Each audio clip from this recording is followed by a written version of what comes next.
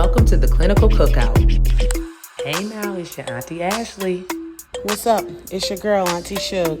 Hey, it's your girl, Auntie Keish. Hey y'all, it's Auntie Amber. This podcast is for educational purposes only. We are qualified clinicians who will cover various topics on mental health and will sometimes provide community resources. We are not being paid by any organization for our content, and any information we provide is general and pertains to our own personal experiences. We do not, I repeat, we do not provide psychotherapy, diagnoses, or treatment recommendations on air. Any concerns related to your individual mental health should be directed to your medical and mental health professionals. We are not responsible for others' decisions or the subsequent consequences.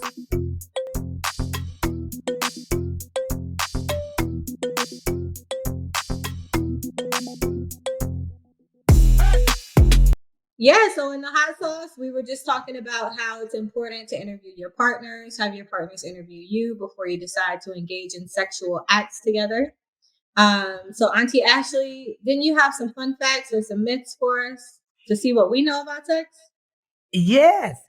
So I have 10 quick questions just to see if y'all can guess if it's true or false. So they're real simple, and we should know these things. Here are 10 true-false questions. Test your knowledge of sexual health in 60 seconds. Go. Question 1. Masturbation has many health benefits, including stress relief. Question 2. Testing is the only sure way to know if someone has an STI. Question 3. You can tell whether or not someone has an STD by looking at them. Question 4. The more sex partners someone has, the more likely they are to get an STI. Question 5. It doesn't matter where someone keeps or stores their condoms. They can all be 98% effective at preventing STI transmissions and or pregnancy. Question 6. Dental dams are not as effective as external condoms for preventing STI transmission. Question 7. Sperm can live up to 6 days after ejaculation in a vagina. Question 8. All birth control methods are equally effective at preventing pregnancy. Question 9. If an unintended pregnancy occurs, abortion is a safe option to end the pregnancy. Question 10. If someone has HIV, their sexual partners will get it too.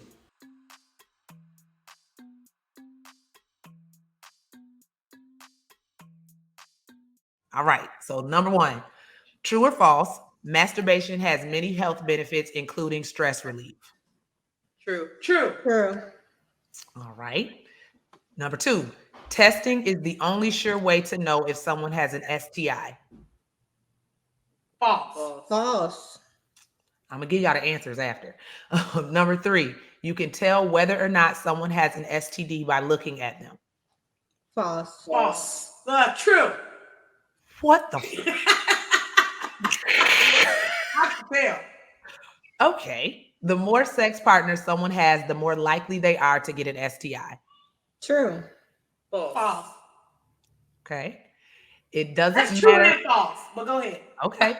It doesn't matter where someone keeps or stores their condoms. They can all be 98% effective at preventing STI transmissions and or pregnancy. So it doesn't matter where you store a condom.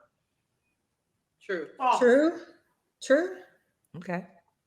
Dental dams are not as effective as external condoms for preventing STI transmission. Ain't nobody used dental dams since 1983. If you don't say true or false, this is why we can't. That's why we can't do nothing. Right. Okay. What was the question? Dental dams are not as effective as external condoms for preventing STI transmission. Wait, baby Amber needs to know what is What is a dental dam? I knew Amber was gonna ask that. It's the thing you put over your vagina that men use, or not even men, whoever your partner can use when they are engaging in oral sex. And if you really want to know, go watch Booty Call. I've watched Booty Call, and remember in Booty Call when he had the saran wrap? Saran wrap can be a dental dam. Oh, that's what he was using. It's not a good one, but it can be. Yeah. Okay. What's the question again? Dental dams are not as effective as external condoms for preventing STIs. True. False. Okay. True. Number 7, sperm can live up to 6 days after ejaculation in a vagina. False. True. Oh, in the vagina? In the vagina. True. Okay. Yeah, because I heard they can live in a hot tub for a certain amount of time too. But anyway, true. I say true. True. Number 8, all birth control methods are equally effective at preventing pregnancy. True. False. Okay. Number 9, if an unintended pregnancy occurs, abortion is a safe option to end the pregnancy. True. True. Last one, if someone has HIV, their sexual partners will get it too. False. False. True. Okay, all right.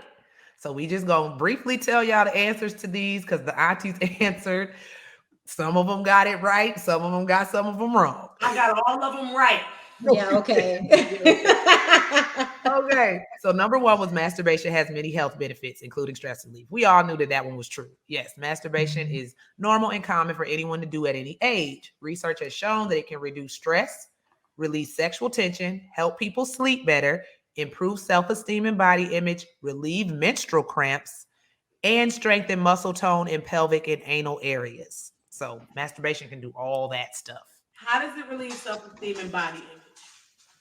Because the more you get to know yourself, who better than you to know you, and that'll increase your self-esteem. Like, hey, I'm dope.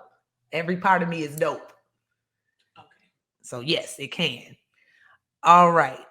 So the second one, testing is the only sure way to know if someone has an STI. I think y'all all said true. True. STIs are very common among people under the age of 25, and about 50% of sexually active young people have had an STI at some point. Many do not cause symptoms, and the only way to know for sure is to get tested. So y'all all got that one right, I think. I said false on that. I think I said false because I You think did?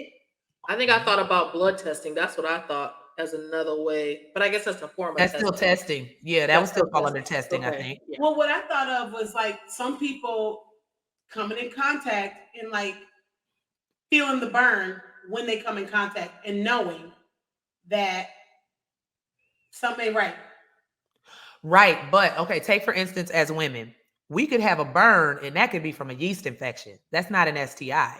So we would have to get tested to know, am I just having a regular yeast infection or is this something else? Good point. Got you. Okay. Number 3, you can tell whether or not someone has an STD by looking at them. Now, Suge, you knew damn well you was wrong when you said Lie.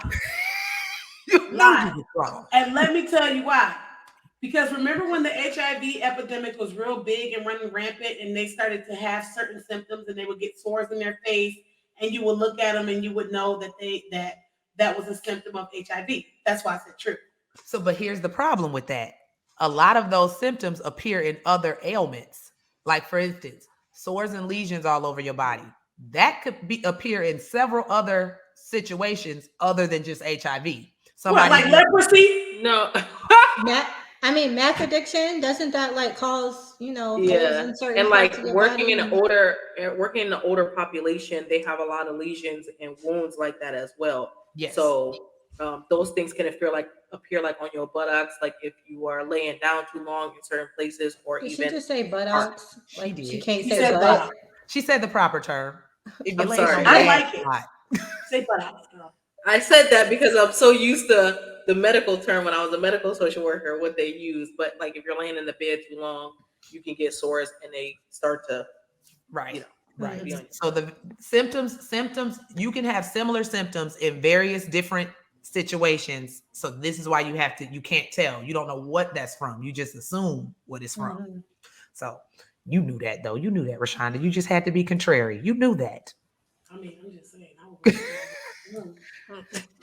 Okay. But people are judgmental.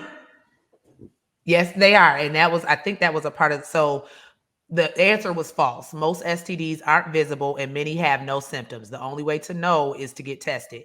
People who are sexually active should get tested every 6 months to a year if they have multiple partners and or change partners.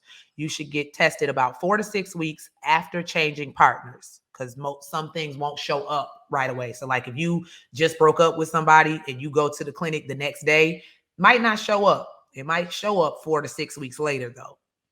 Okay. So the next one, the more sex partners someone has, the more likely they are to get an STI. Did y'all say true to that? I said false. We said false. Y'all say false. Amber, did you say true? Yep. Okay. Was I right? No, you weren't. God damn it. You can get that for one. So that is false. That don't make no sense. Just because someone has multiple sex partners does not mean that they are more likely to have an STI. STIs are common, and anyone who has vaginal, anal, or oral sex can get or transmit an STI. Practicing safe sex by using latex barriers, getting tested, and communicating with your partner helps protect someone. So here's the thing. If I were to have sex with 15 men and all of us are STI free, I'm not gonna get an STI if none of us have an STI, even though I slept with 15 men. You could go sleep with one man and he has an STI, and you go probably contract. Okay, I can. All right, you gave me some statistics. I do well with statistics. Got you. Amber gotta have numbers. Gotta have the numbers. Okay, what's the next one? Let's see. It doesn't matter where someone keeps or stores their condoms; they'll still be 98% effective. Now, which one of y'all said true? Who said true? I said false. You said false? Amber, go ahead and I think I said true. Why you calling out? But look, in my defense, I don't use them anymore, so I don't know. I would have known this like 5 years ago, probably. Yeah, I don't know. Okay, so for our viewers who need to know, it is false.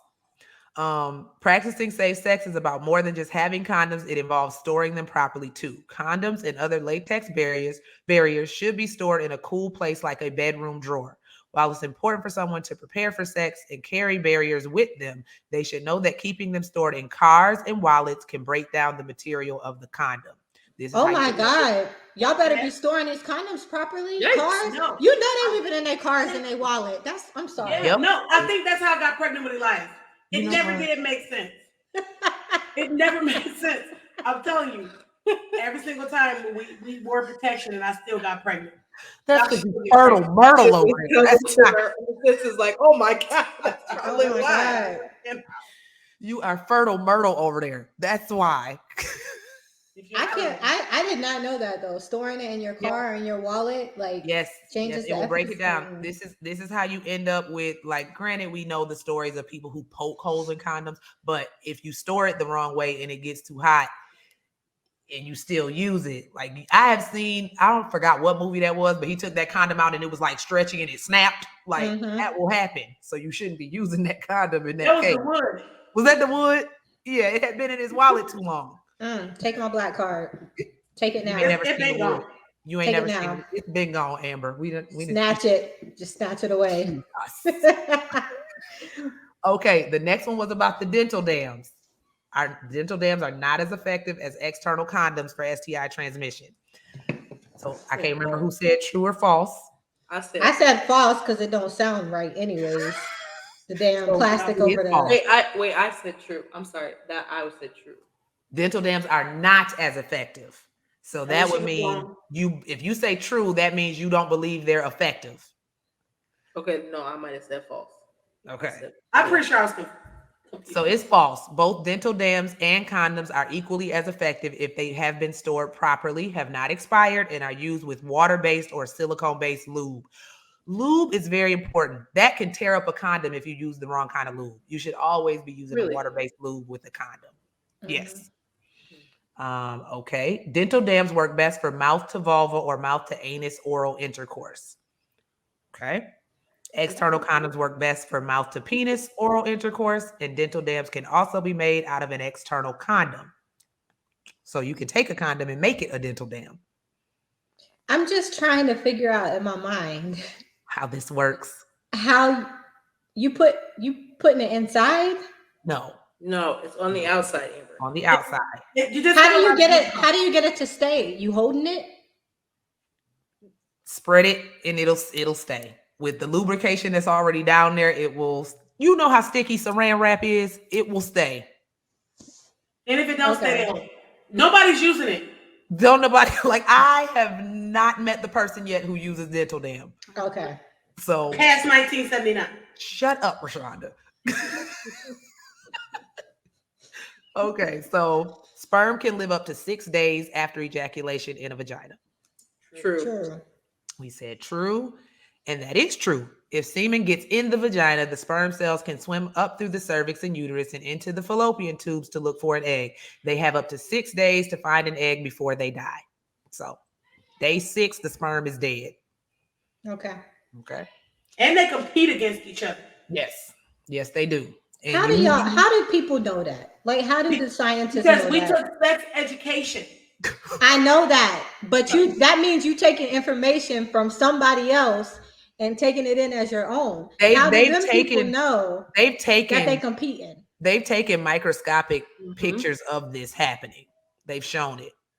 So Yeah. And they fighting for their life, basically. they fighting for their life. Basically. Like one, I can't remember exactly, even though I have a biology background, I can't remember exactly, but once that one sperm breaks in, a chemical gets released to literally block any other sperm from getting into that egg. So if two get in at the same time, that's how you get fraternal twins.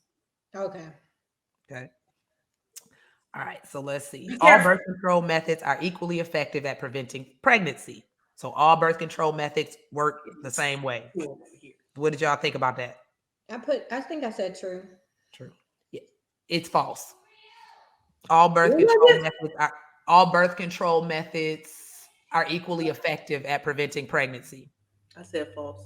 Yes, that is false. Each method has a different level of effectiveness. The ones that are best at preventing pregnancy are sterilization. I took that route. I'm about to take that route. I need to too. IUDs. We can talk about birth control at another point in this episode because it's going to be important because I'm not a friend of IUDs and neither are a lot of people. I'm not a fan either. Implants and injectables, those are the most effective. And then pills, patches, and rings are 91% effective. Condoms are 79 to 85% effective. Emergency contraceptive pills, such as the Plan B pill, are 89 to 95% effective. And withdrawal pull-out method is 78% effective. I do not suggest the pull-out method to anybody. That thing is only 78% effective. If like, where are they getting these numbers from? It's people who study biology, just like you study psychology. And it's resources. It's you got. I'm talking about the percentages because I want to know what population they're looking at too to decide that 78% of people they take a sample. I guarantee you that number is lower. That number's got to be much lower. Percentage is probably lower than what they got for sure because it is not effective. I'm sorry. Some people it worked for. That would have never worked for me. Some people ain't pulling out. Some people saying they did it and they didn't. True. Or they think they're doing it, but they're not catching it in time. Or we have because you can't get pregnant from pre-ejaculation. Exactly is a thing. So right. Using birth control consistently and correctly each and every time will increase the chances of it working. So gotta do it consistently. The math ain't let's see. We all knew this one. If an unintended pregnancy occurs, abortion is a safe option to end the pregnancy. Everybody said true for that, and it is one of the safest medical procedures a person can undergo. So, but not technically safe. One of the safest. It's what? That question was kind of loaded. It's not technically safe. It's one of the safest. It's one of the safest medical procedures a person can. So data shows that complications from medical or surgical abortions are extremely rare. There are no long-term health risks for having an abortion, and it will not affect one's ability to become pregnant in the future. That's actually a common myth.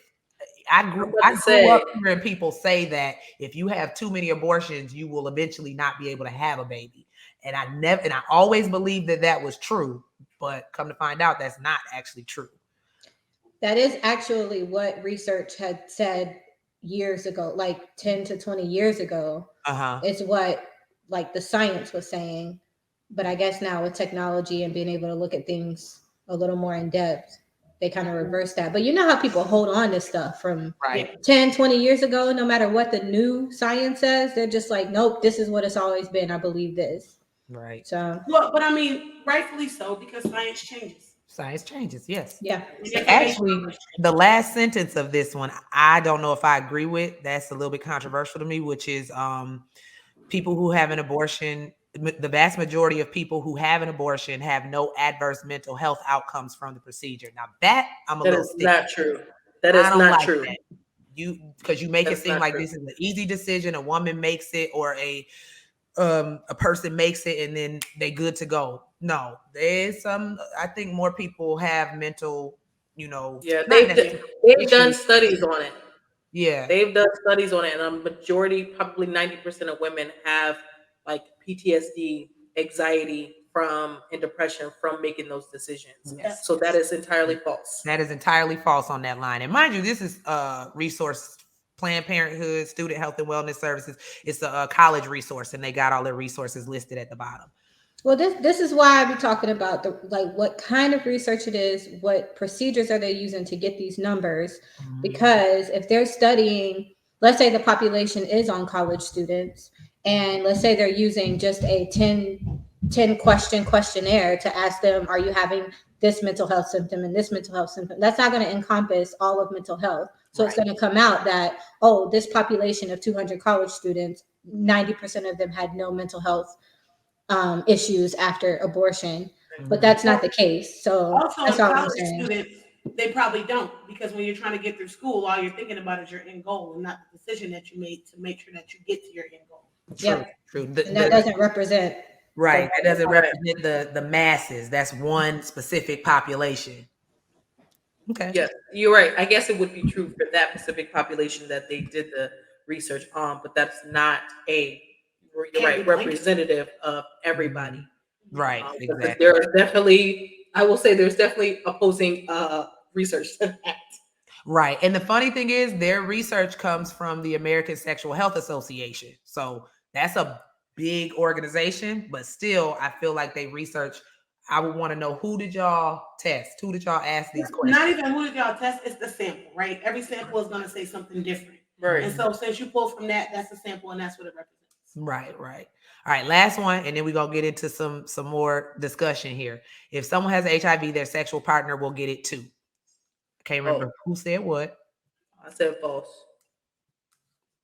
Amber, you muted. I said true. You said true.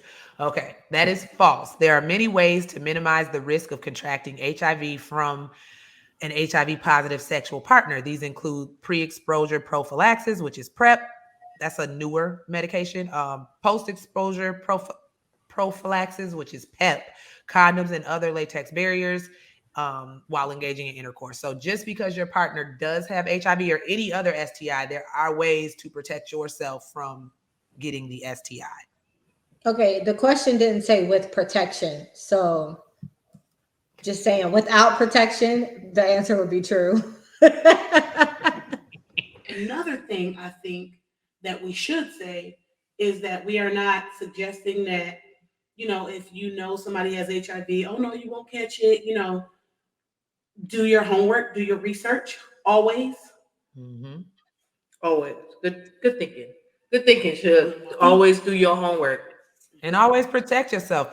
Right now, we seeing a rise in STI transmission overall. So apparently people not remembering that you got to protect yourself out here. Yeah. And doing your homework does not mean Google. If that's the first thing that you have access to, fine.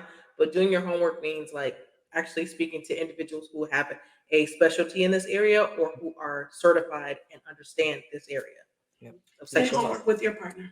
Yes. You can go to your local, listen, and just to remove that stigma, if you really want to learn some in-depth stuff about sexual health, you can literally walk into your local Planned Parenthood and find a treasure trove of information and research, and there will always be somebody there that's willing to answer your questions and talk to you.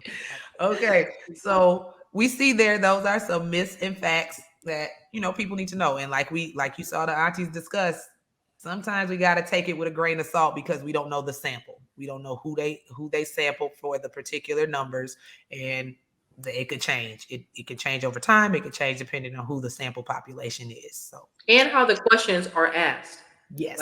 Sometimes the questions are asked in ways where they're not either in depth or they're not actually asking the specific mental health questions that need to be asked. Correct. Who's the person who did the asking the question? Was it a therapist? Probably not. So there may be things that they may have missed when it comes to asking about the mental health question. Good job. You right. What? All right. We're here together. So that's, if y'all keep seeing me look over, it's a default, but we're together. Keish visiting Suge and them kids right now. That's what that is. No, the facts were fun. That was fun to do because clearly I got I don't know, 3 or 4 of them wrong. So I don't know a lot about sexual health, or at least not as much as I thought I knew. It's okay that you didn't know Um, about dental dams. That's okay. well, but listen, I'm sure that a lot of people have that experience too. So when we're talking about, sexual intercourse and sexual health and all of that, like we learn things in school from sex education. And then from there, that's supposedly what we're supposed to know for the rest of our lives to be safe and to be healthy. And that's not the case. There's just so much more to it. Even when it comes to like pleasure with sex and understanding how you're pleased, what you need to orgasm, what the other person needs to orgasm. I mean, it's just, there's so much more to sex than just what we learn in school. And just hearing those facts gave me that information too. Some people's kids. I remember like whenever it was time for sexual education and health, you had to have a permission slip in order to take the class. And some people's parents were like, "Nope, take my child out of that class during sex because I don't want them talking about that at school. It's not the time. I want to introduce that to them on my own, not through the school." What y'all think about that? It's a good question. I don't agree with it. I don't agree with it primarily because people think that they can teach sex to their kids and they don't be knowing. They don't be knowing. Unless you're going to sit there and do a lot of research yourself so you can present that to your children in a factual way and not just a way that's going to stigmatize it or place shame on it, you should be letting the schools who know what they're doing, who have created a program, teach it. I'm on the fence. Yeah, me too. I'm on the fence. And I'm only on the fence for I believe in respecting parents to have the opportunity to have those conversations with their children because sometimes children may feel embarrassed to talk about those things or discuss these like a sensitive topic with not only say the teacher's a stranger, but again, you want the parent to always be a safe space to go home and speak with their children about those things. But I also feel like if it's a educator who is understanding of their role, yeah, I think that sharing the curriculum with the teacher, with the students, and with the parents is important. And I would, if it were me, and if I were a educator, I would I would specifically have a meeting with parents first and talk about what I would be going over. And I would ask if there was any discomfort or if there was any questions or additional questions or even anything that the parents may feel like they may want to, like, hey, I don't want my child to know this portion. I want to take care of this part, but this other part seems okay. So I understand that permission slips can be in place, but I think that there's a level of transparency when you involve teachers or parents in on the curriculum to understand like this is what I'm doing. This is this is the road we're going down and this is how in depth I'll go, or I'm only just hitting the basics. That way parents will feel more safe as well. Yeah, I would agree. I don't think that it should be limited to just the school. Like even if you sign the permission slip saying that your child can learn this at school, you can't depend on the school to teach your child everything they need to know. I actually used to help out in a classroom for this program that did sex education with kids, actually younger kids. So this was like first, second grade, not teaching them about like sexual intercourse, but just it was more teaching them about, your private parts and the actual names for them, which that was something the parents had to sign off on was, can we use these names with your children so they know penis, vagina, things like that. But also teaching them like what's not okay and what is okay. And that is a part of sex education, is understanding that those body parts are reserved for something else, right? Not for adults to do things to you or whatever. So I think reinforcing whatever they're learning at school is at home. I don't have a problem with it for my kid. If you want to teach her in age appropriate language and also teach me how to talk to her about it too, I'm 100% down for that. Like, I don't have a problem with that as long as, like Auntie Keish was saying, you kind of stay within your role too. Like, you're teaching it, but don't try to, push my kid into talking about things they're not comfortable or forcing them to talk about certain things. Allow that to be, something that we talk about at home or follow up on with at home. So I agree with both sides on this. So number one, I think that parents should have that conversation with their kids. Like, what do you want to learn about it in school? Because I remember my mother was like, they want to talk about sex in school. Do you want to sit in the class? That's what this is asking. And I was like, I don't care. But some parents can't, like Ashley was saying, are not good with talking to their kids about sex.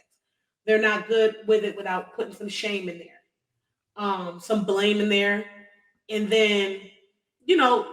But on the flip side, I do want to have permission and the autonomy to figure out what you're going to put into my child, because I can have those conversations, but that's me. But then at the same time, do you know how much sex kids are having in school? There's sex being had in schools. Mm-hmm. And there are things being done in schools that need to be talked about because they won't take it home and talk about it. So I do agree with the permission slips.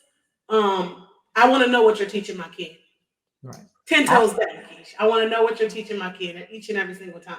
I agree with that for sure. Permission slips, yes, fully agree. Parents need to know what their kids are learning. Shoot, I love the fact that my kids' teachers now, they send me the curriculum at the beginning of the year. So we know everything that they're Yep. learning. I love that. Permission slips are wonderful, but I agree with all of y'all. Definitely agree with all of y'all on all the points made. I was just saying, like Auntie Shug said, some parents are not going to have that conversation Yes, either I'm because not they equipped. can't, they don't know how, or they're just uncomfortable or have shame about it, and nobody talked to them about it, so they're not going to talk to their kids about it. So somebody has to give these kids that information, because Shug, no, when we were in, because that was 5th grade that they offered that class for the first time. We knew people who got pregnant and had babies in 6th and 7th grade. Yeah. At the end of the day, somebody has to be telling these kids something, and parents are not always going to step up to the plate and do it. I know somebody who had 2 by 8th grade. By 8th grade. And it's, what I mean, somebody either wasn't having the conversations, or, what I mean, there's always something else that could be amiss. There's always a why. But just educating, some adults are going to look at this. We were getting some of the questions wrong. And, Right. as adults. And so I think that just educating kids that's what we should do. It needs to be age appropriate though, for sure. And one thing that I don't recall being included when we learned it, like, because I actually remember a lot about that 5th grade class. And it was like girls in one class, boys in another. They showed boys how to use a condom. They showed us how to use a pad. And then they showed us a bunch of STIs on the screen. That was not, even the programs they have suck, if I'm being honest. Like, no, that's probably what you remember. Like, it wasn't fully encompassing though. Like, I don't remember a portion of it being about consent. Like, consent is very important. Nobody seems to teach about consent in a proper way. So teaching about consent, teaching about, more than just STIs, teach the emotional element of sex. Like, I don't recall that being there, but then again, that was like 20 some years ago. So well, you know what? That's important. Let's talk about consent, because recently I encountered somebody, and they had a problem with consent getting kind of muddled, where they're messing around, and it looks like you like it. I feel like you like it. You're showing me that you like it, but you're lightweight resistant. No.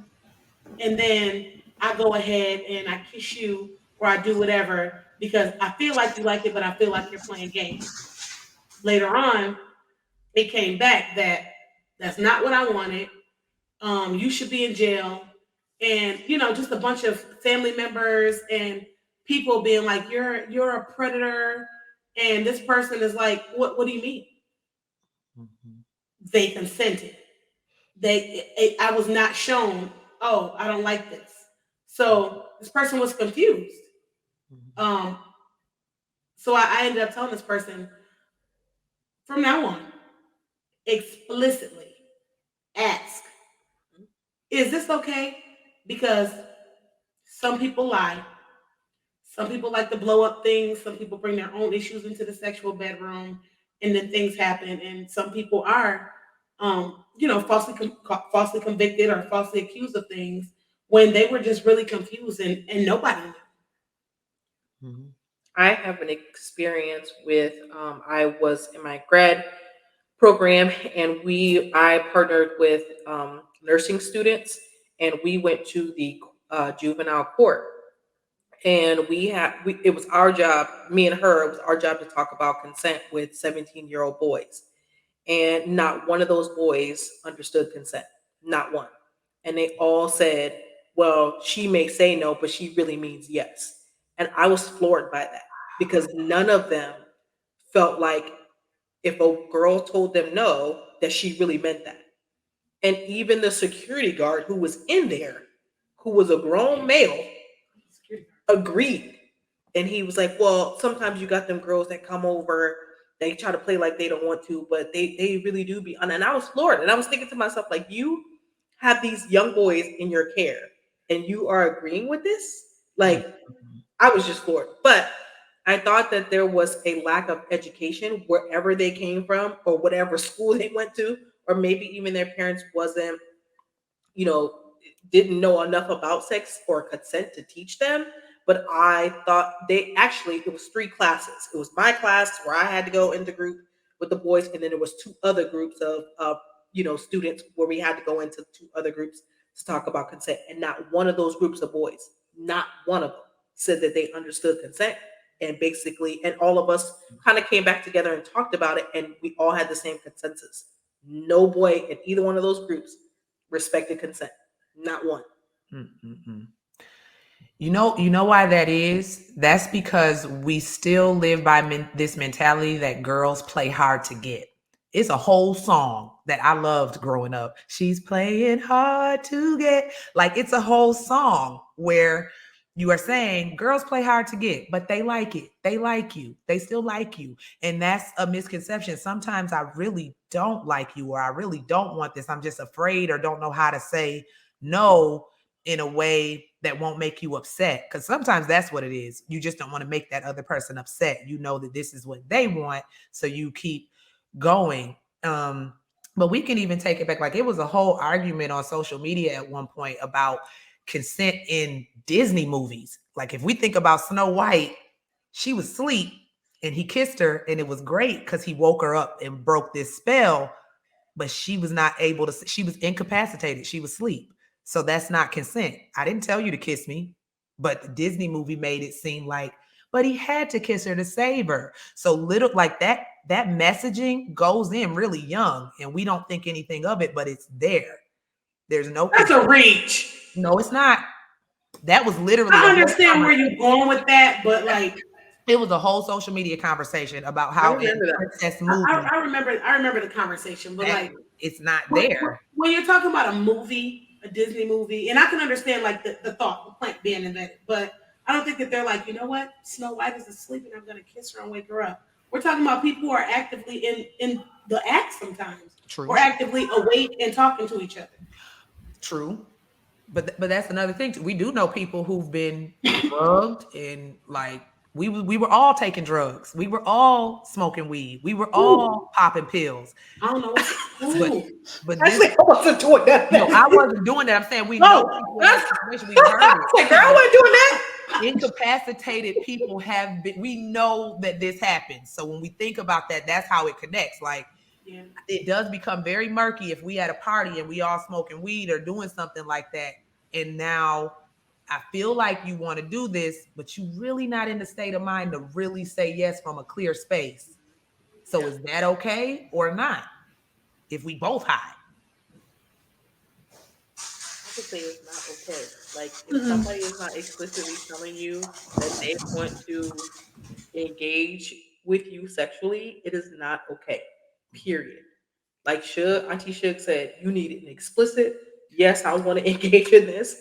And that's it. Like, if you don't want any issues, I've even known men to come out and say that there were women who were after them and got them in a space where they were either high, drunk, or whatever, and found out this woman sexually assaulted them.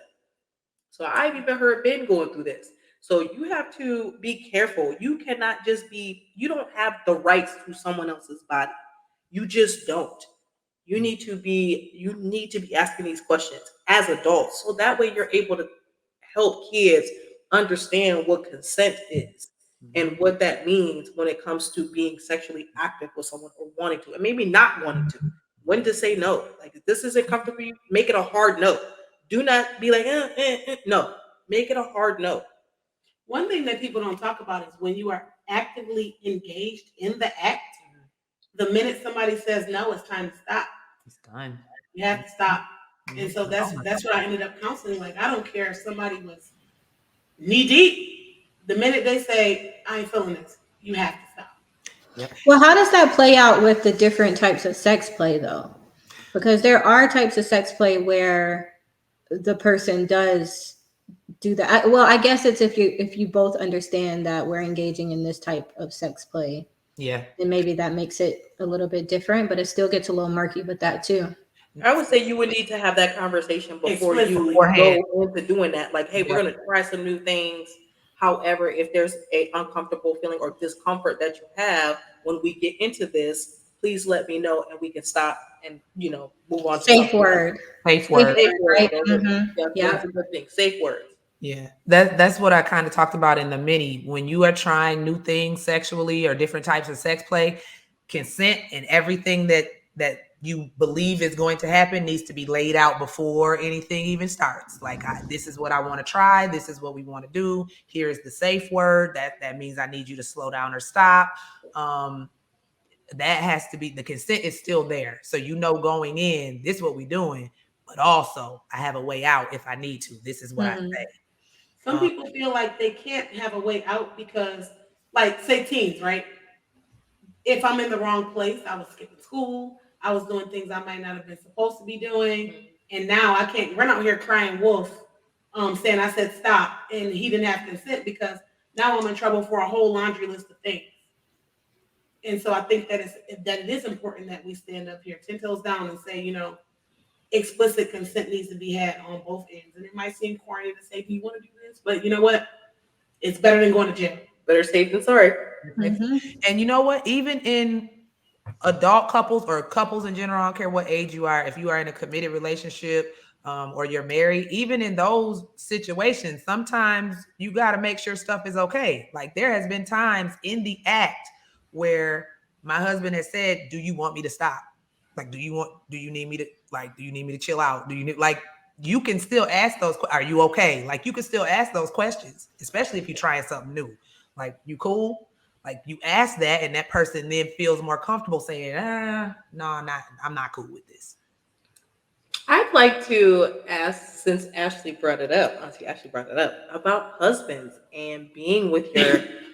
Are you okay, Shu?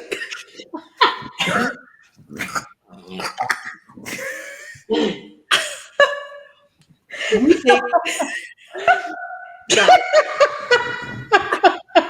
can't take Shug seriously. You can't take her nowhere.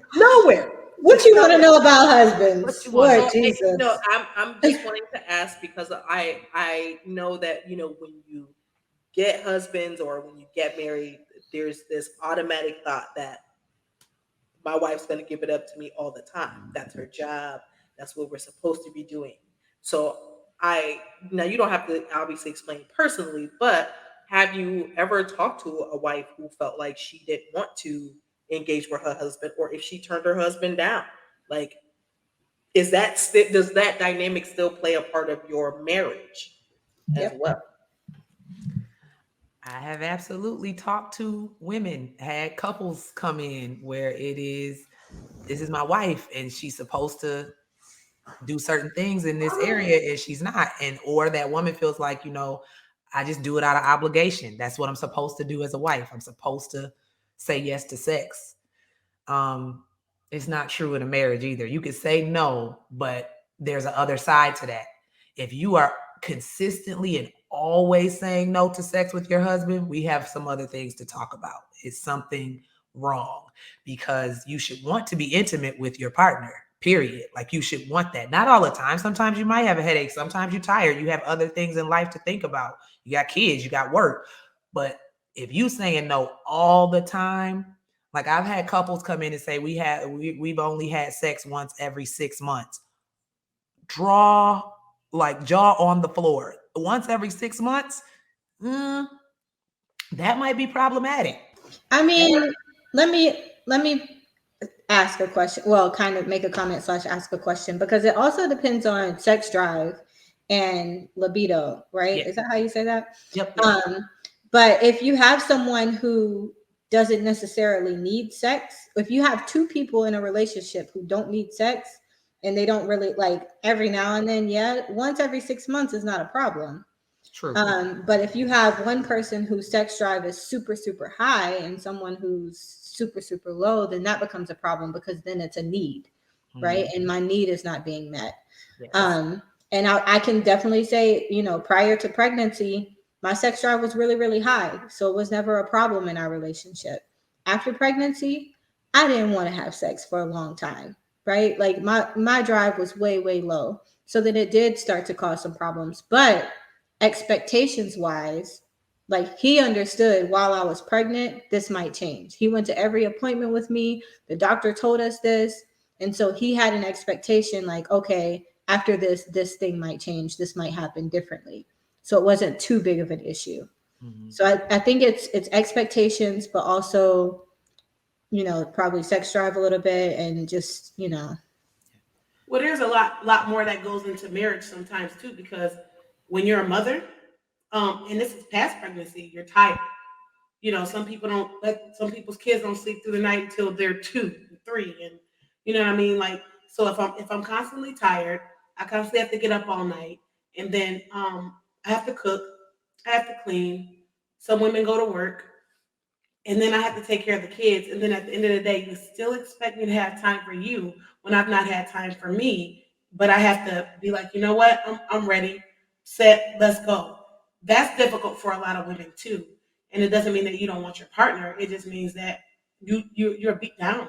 Um, Sometimes people are depressed when they go through those kind of things. You know, they want to sleep all day, but they can't because they're tired, because they have all this life to live for other people, including, you know, their spouses. And the same thing for men. Some men are overworked, underpaid, tired, and you know, they may come home and there may not be food on the table, or the kids may not be taken care of, whatever the dynamic looks like. And sex just might not be a part of that. Absolutely true. This is why when couples do come in, any couples or marriage family therapists will tell you that we give a thorough assessment. Like, I need to check your mental health, I need to check your physical health, because it could be something physical going on too. Like, there are a whole bunch of factors that go into I don't feel like having sex, libido, like Auntie Amber said, all these things. So we have to check all that first so we can kind of figure out the root to why it might be. And usually it is those things. I'm depressed, or I just had a baby, or my sex drive changed. All those are factors that come up. But Or he won't take a shower. Or he okay. Let's talk about hygiene. Let's talk about how people let themselves go after they get married. I ain't only talking about hygiene. I'm talking about how you was pretty, you were beautiful before we got married, and now all of a sudden you didn't mind gaining a spare tire, and then, you know, wearing your bonnet out with your spare tire with your breast. Why are you coming for me like that? Why are you doing that? What? Sorry, Amber. Hey, man, I'm about to get off this camera right now. No, but like, let's talk about that, because some people, I've seen women and men, but I've seen people that's like, I'm so attracted to you, and I really want you. You know, you're sexy. We have this connection. We've had this connection for years, and now you get a ring, and all of a sudden, I wake up next to freaking Haggard. Haggard? Yes. Hagrid. I wake up next to Hagrid. I was once waking up next to Hermione, and now you done turned into Hagrid, and you mad at me. Y'all, Suge is what the hell is out of control. Okay, we just don't stay on topic.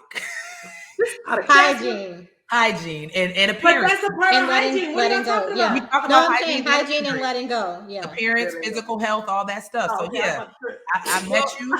You know, Suge, this isn't the first time I've heard a lot of men say that about the partner that they're with. So I say it too. There's some validity to that, because I see it all the time. See, this is why I'm not married, y'all.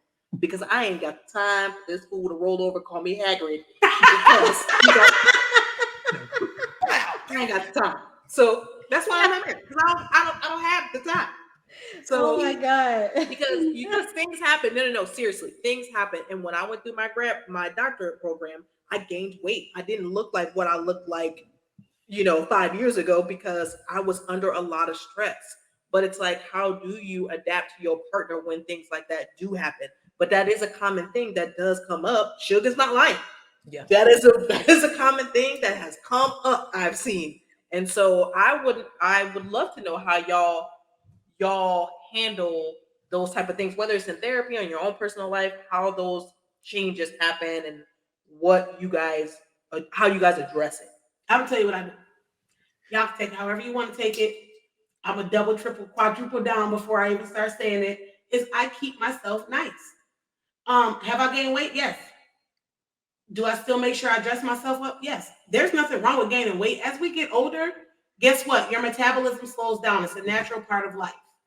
But do you still make sure that you're desirable for your partner? Is my partner desirable for me? Me and Abraham have this running joke that he's like, yo, go get me some ice cream. And I'm like, not after 10, because you won't get fat on me. And like, you know what I mean? Like, we have this running joke because I'm like, okay, on some level, we're playing, we're joking, we know each other. But at the same time, if you want to be hitting it all the time, I need to make sure that you know that I'm going to keep myself together just like I will want you to keep yourself together. And that's not saying you got to wake up a beauty queen every single day, because he see me with slop running down my chin and my jaw slack to the side when I'm falling asleep or whatever. He's seen me in the middle of giving birth at my raggediest. But at the same time, you do have to maintain, for me, I believe in maintaining a certain amount of sexy for your partner. And then you can't get mad if you know dang on well you've let everything go, and then be like, I don't care, I don't gotta brush my teeth today. I don't have to wash my tail today, because you know what? He married me. He gonna love me like this. That's unfair for somebody else. That's my opinion. I don't disagree, Auntie Suge. Now, usually I go the other route with you, but I Yeah. don't totally disagree here. But see, and this is why earlier I made the statement, try as hard as you can to figure out things about people in the beginning. The main thing I always say to my husband, Elijah, you knew me when you met me. There's not a lot of things that have changed about me innately, like the things that you, when you met me, and change. I would go to class on campus in my pajamas and a bonnet. So you are aware that that'll happen, but you also aware that your wife can get dressed and put it down. So you know that I can do that. You know I can do both. But you know that because I'm so comfortable in who I am, listen, I show up how I want to show up. And that's just all to it. But he knows that. He knows about me. And he say all the time, you know what? Every time I eat something, he'd be like, you know what, little Debbie? When you gain weight, I'll just be here to love you and roll you out the bed. He say it all the time. What is going on? Little But Debbie, not Little Hagrid. You know He what? say all the time, you know what, little Debbie? You gonna put on weight and I'm gonna just love you and roll you out the bedroom. And he mean that. I genuinely think he mean that with all his heart. Now, me on the other hand, I'm like, now, when I met you, you had gold fronts in your mouth, you had a swagger about you, you were skinny, you look good. Like, don't come up here looking like no black walrus. I need you. Yo. I need you. What are y'all on right now? I don't know. Like, I don't know what's Black happening. Walrus, same Hagrid, thing. Dylan Debbie. Listen, Elijah's into weight training. He want to like get real bulked up and muscular. That is not attractive to me. At the end of the day, you still have to do what you know your partner finds attractive. So if he come up here all bulked up, thick neck, I already told him, I said, I can't sleep with you like that. I disagree. If he want to lift weights, if he want to, because it ain't all about the physical. It's not, but I'm sure you're attracted more to just the physical. It is, but in order to sleep with you, I physically have to be able to look at you and say, damn, you still look good. And bulked up, that's not attractive to me. So he want to get bulked up. He want to work out, but he's supposedly not doing that because you're not attracted to it. If he come in here and he can't put his arms down and he ain't got no neck, we not doing nothing. Okay, he ain't getting that buff now. You got to see the videos he be watching. Sure. Oh my God. Well, let me put in my 2 cents, because mine's a little bit different. So my husband met me. No, I'm not letting it go completely, but my husband met me in my college years, in my prime. There you go. When I was going to the club, when I was getting dressed up, getting my hair done, all of that, going to the club. And over time, things have changed. I don't club anymore. I will get dressed if we go out to eat or something like that, but it's not that kind of getting dressed. And so he doesn't see that that me anymore. He sees like the mom who's chilling at home, like I most of the time am on the podcast. You know, I might get dressed up a little bit if we go out together, but it ain't nothing super fancy because where we going out here in the country, super fancy, nowhere. So he doesn't get to see that me anymore. So from his perspective, he may look at me and say, I done became Hagrid, whoever the hell that is. But from my perspective, I see logically the changes. I've had kids. My day to day is not the same anymore. I don't just have to focus on college work and on myself. I have 2 other people I have to focus on. I have to go to work. I still get dressed to go to work and look nice. Like I don't go to work looking like this. But when I'm at home, I used to wear, you know, lingerie every now and then, and I still do every now and then, but I'm not doing that so often because I'm just tired. I'm so tired. You talking about I'm cute sometimes. He still looks at you and like the one night you dressed up or whatever or regular. You ain't talking about somebody who just let themselves go. I'm talking about people who just laid it down and was like, for what? You already married me. Yeah. Well, I'm saying from his perspective, like if you were to ask him that, he might say that. He might be like, you just completely let it go. Like you don't dress up like that anymore. You don't do this anymore. But from my perspective, I don't think I've let go, but I think I just don't do as much as I used to. But you ain't stopped washing. Yeah, you ain't walking around. No, I ain't stopped washing. No. You don't. And you take a bath and you wash all body parts because that's the thing too. Wash your legs, wash your back.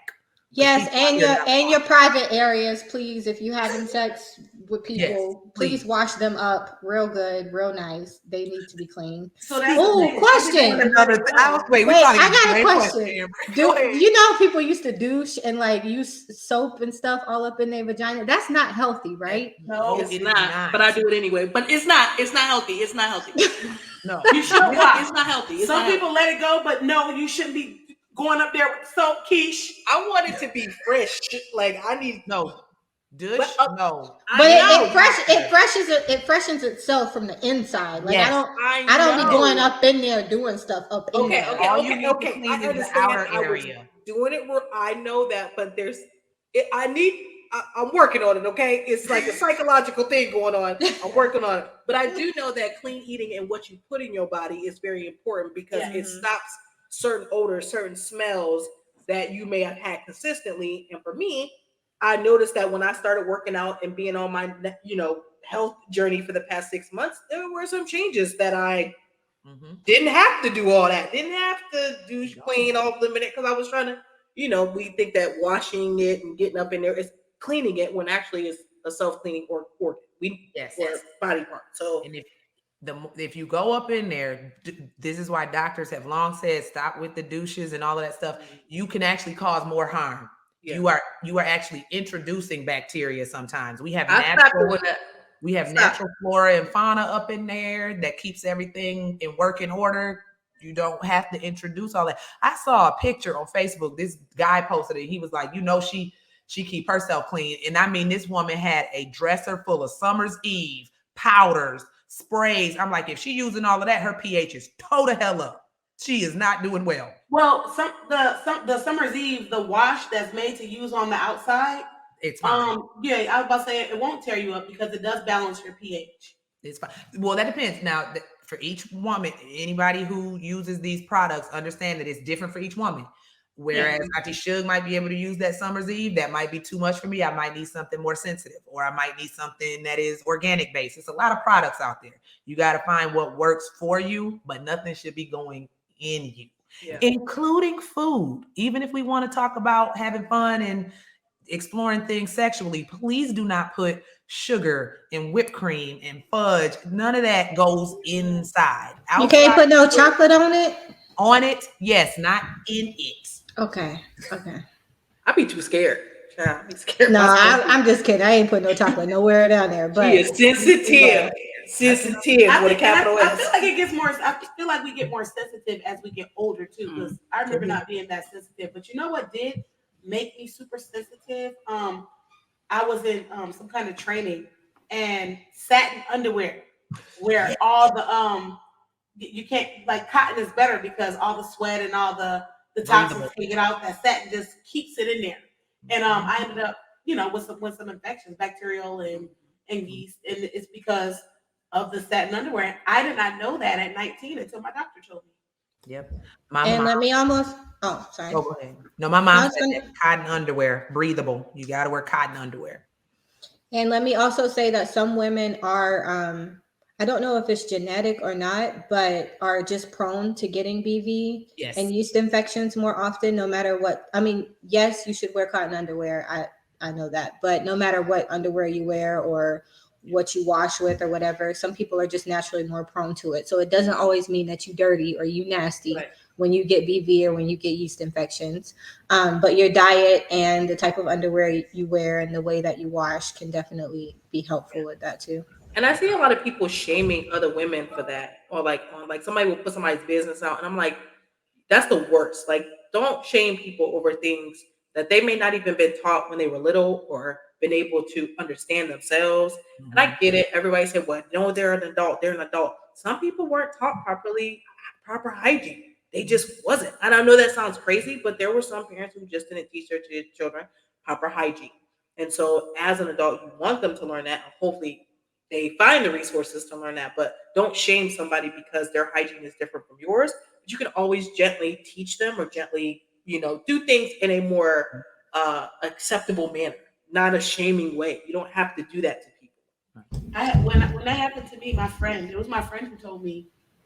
She was like, "Well, don't you always like wear sexy panties in training too?" And I was like, I do."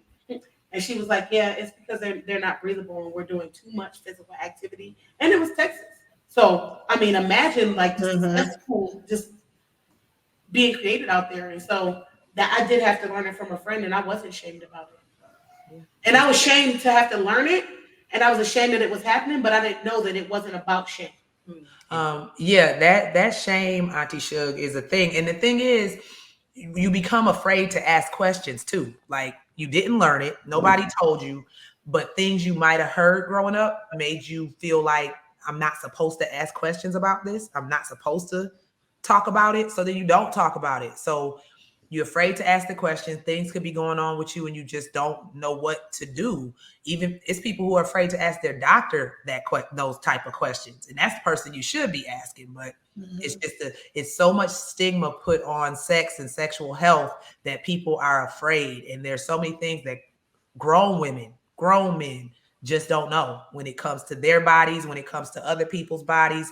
You just don't know. So we really want to put as much education out there as we can, like put as much correct education out there as we can and give people what they need to really learn about it, give them the resources. So what would you guys tell people to kind of wrap this up today? Like what's something you want to leave people with?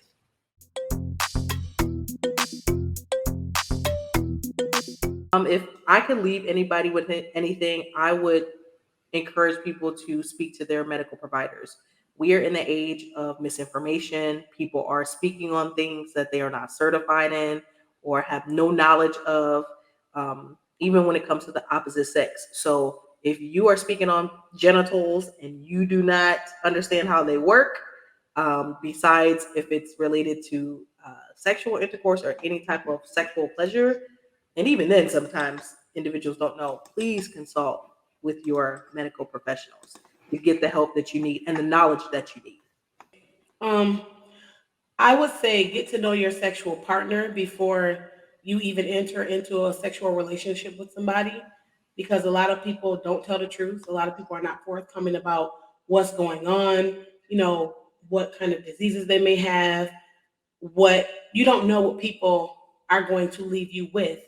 And the things that they could leave you with could come with depression, anxiety, and just negativity that comes from partners and relationships.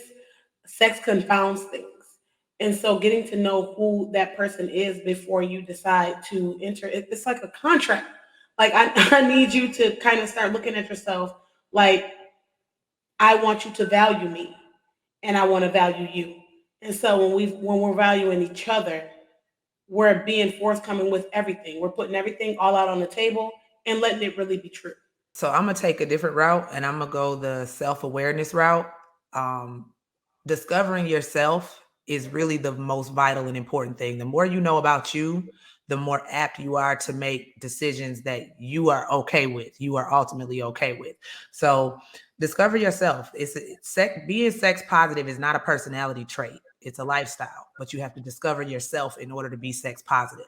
So you can have, if you are on a more casual sex wave right now, that's perfectly fine as long as you know who you are. As long as you know who you are and you know your value, then everything else will fall into place. So I would say do some inner work on you and figure that out. Then engage however you so please. Yeah, I was going to say something along the lines of what Auntie Ashley said, in terms of doing that inner work, but also in terms of self confidence, self esteem, and just not allowing sex to be a way that, you feel good about yourself because someone's paying attention to you or someone's, spending time with you. But really finding who you are, loving you for you, and then learning how to engage in sex in a healthy and safe way. The other thing I would say too is when it comes to kids, kids have a lot of questions. Kids see a lot of things on YouTube now. They hear things at school.